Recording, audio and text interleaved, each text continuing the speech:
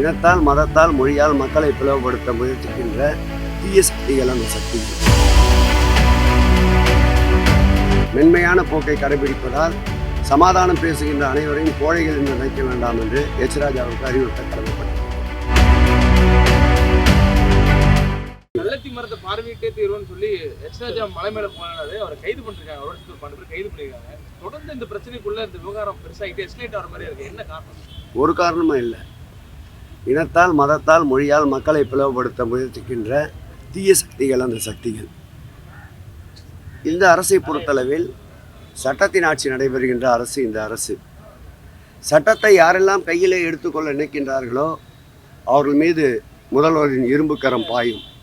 அந்த வகையில் தான் நேற்றைக்கு சட்டத்தை அவரே கையில் எடுத்துக்கொள்ள சென்றதால் காவல்துறை அவரை கைது செய்திருக்கின்றது. மென்மையான போக்கை கடைபிடிப்பதால் சமாதானம் பேசுகின்ற அனைவரையும் கோழைகள் என்று நினைக்க வேண்டாம் என்று எச் ராஜாவுக்கு அறிவுறுத்த கடமைப்பட்டிருக்கின்றேன்.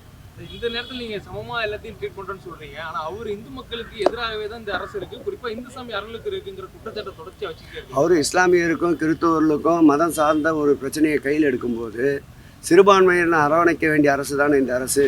இது எல்லோருக்கும் எல்லாமான அரசு. இதில் ஜாதி மத பேதங்களுக்கு இடமில்லை.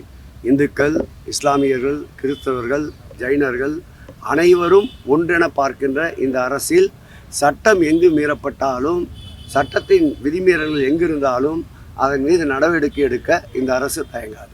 செய்திகளை உடனுக்குடன் தெரிந்து கொள்ள கீழ்கண்ட கேபிள் மற்றும் டிடிஹெச் நெட்வொர்க்குகளில் எம்நாடு செய்தி தொலைக்காட்சியை காணுங்கள்.